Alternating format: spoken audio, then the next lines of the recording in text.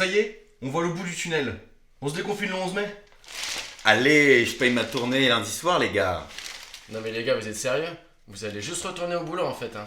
Et à votre vie sociale, vous la mettez où je pense, hein. Encore un rabat-joie communiste. Est-ce que tu crois que ça me fait plaisir de rester un mois et demi ici là? À tourner en rond? C'est vrai qu'en France, on est les seuls à rouvrir les écoles avant septembre.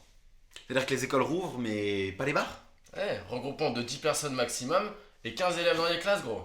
Mais là, ça va trop loin. Désolé pour vous, mais Aujourd'hui, on est vénère.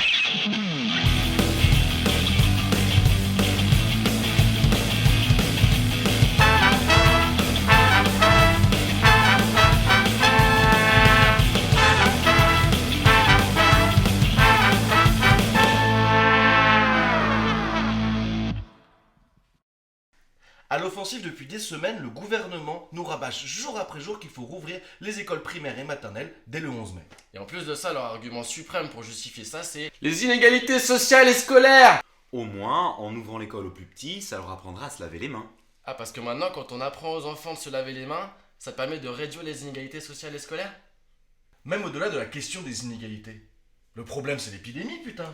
Parce que tu penses que le gouvernement rouvrirait les écoles si les conditions n'étaient pas réunies? C'est ce que nous ont dit Blanquer et Macron ce mardi 5 mai en visite dans les écoles dans les Yvelines. Mais depuis quand on doit leur faire confiance à ces gens-là? Et est-ce qu'au cours de cette visite dans l'école à Poissy dans les Yvelines, on a donné une seule fois la parole à l'institut qui faisait cours? Non, c'est vrai. Eh bien, comme on a l'habitude de le faire, on va demander à cette première ligne, celles et ceux qui sont concernés. Marion, toi qui es instit dans les Yvelines, est-ce que tu peux nous dire comment tu te sens pour la rentrée? Plutôt mal. Dans mon école, c'est vraiment difficile d'appliquer à la lettre le protocole sanitaire. Je dirais que c'est juste impossible de tout respecter. Et les seuls bricolages qu'on arrive à mettre en place vont indéniablement nous empêcher de bien faire notre métier. Tu vois? Oui, mais enfin, c'est-à-dire, ça concerne l'accueil des élèves, la gestion de ta classe?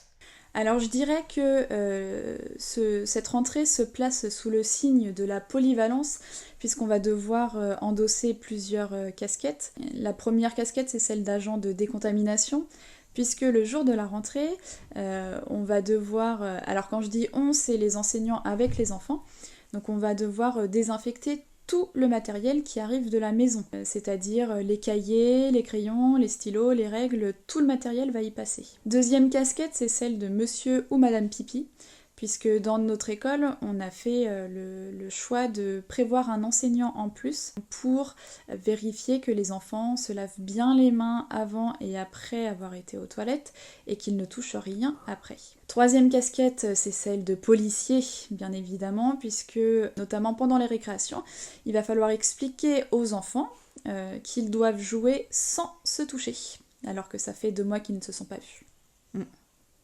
Ouais, c'est un beau challenge, hein. On peut y croire. Et la dernière casquette, c'est celle d'architecte d'intérieur, puisqu'il a fallu réinventer tout l'espace dans l'école et réaménager les salles de classe.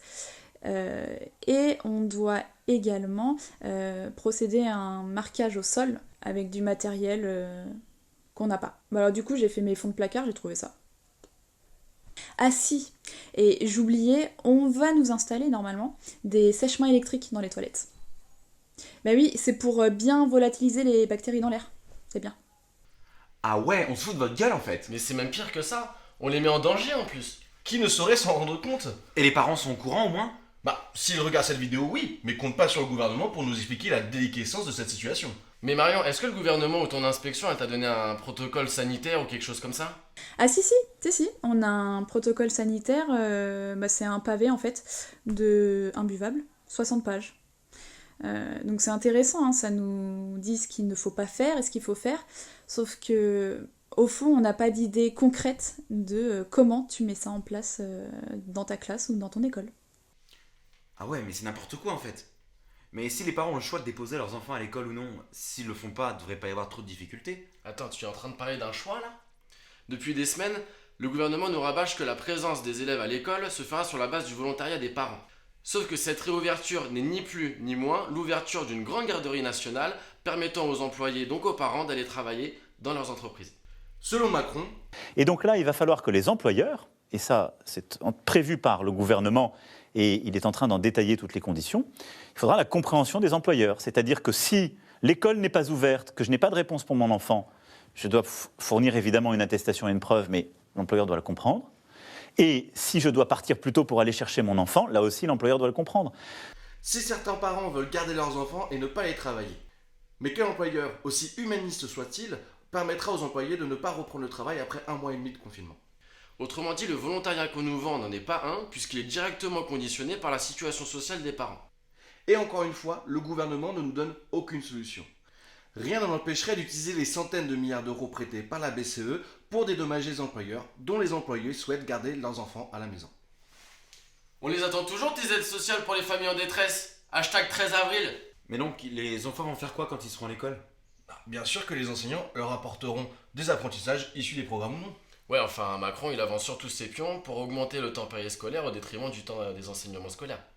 Tu veux dire que là aussi, le gouvernement se sert de la crise pour faire passer des réformes de bon sens? Exactement. Le gouvernement souhaite réduire l'enseignement à peau de chagrin et le remplacer par de l'animation culturelle et sportive. Alors que la culture et le sport devraient faire partie intégrante des programmes et pas être mis de côté.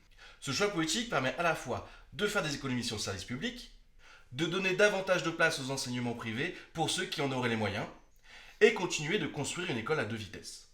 Le public poubelle pour les pauvres et le privé excellence pour les riches. Et vous l'entendez venir là, cette petite musique là de plus en plus forte? Apparemment, pendant le confinement, les professeurs auraient appris à travailler différemment. Une vraie formation. Quand on entend différemment, c'est-à-dire à distance. Est-ce que ce serait pas le meilleur argument pour pouvoir supprimer des postes de profs à la fin du confinement? Mais pourquoi privilégier l'enseignement à distance si on estime que ça accroît les inégalités? Tu sais, pour les capitalistes, tout est bon pour casser le service public. Protocole impossible à mettre en place qui met en danger le personnel et les enfants. Garderie nationale pour remettre au boulot les gens coûte que coûte. Argument contradictoire de bon sens pour supprimer des postes et augmenter les inégalités. Ça respire l'honnêteté tout ça. Et puis en plus de ça, il faudrait pas faire grève, pas se disputer, pas faire de droit de retrait, parce qu'on aurait tous été concertés. Mais lieu par lieu, on est encore à l'écoute sur la façon de faire les choses. Donc je crois que la grève n'est vraiment pas du tout l'outil approprié dans cette discussion. Ouais, c'est vrai, en plus, Marion elle avait l'air grave concertée. D'ailleurs, Marion, t'as peut-être un petit mot pour finir? Alors pour finir, je parlerai à titre personnel, puisque en tant qu'enseignante, j'ai vraiment envie de retourner à l'école. Sauf que dans ces conditions-là, franchement, ça fait peur.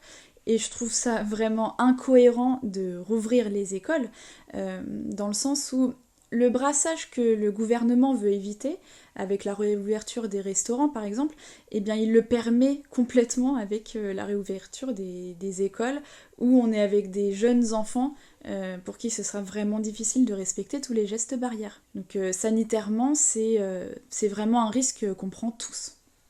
Et une fois n'est pas coutume, ce sera encore la faute des travailleurs, à qui on demande de ne pas faire grève, à qui on interdit le droit de retrait, à qui on augmente les jours de carence pour congé maladie, ou encore à qui on demande d'aller se sacrifier pour aller au boulot.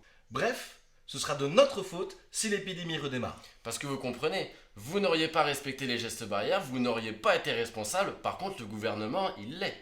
Nous sommes gouvernés par des capitalistes qui mentent sans honte et qui font tout pour se dédouaner. Et on ne pouvait pas oublier de tacler notre humble sentinelle. Quoi? Humble sentinelle? Mais t'as vrillé, gros. Je parle de Carl Olive, le maire de Poissy dans les Yvelines, qui a reçu Macron le 5 mai dernier, et qui s'est permis de donner la leçon aux enseignants et aux parents.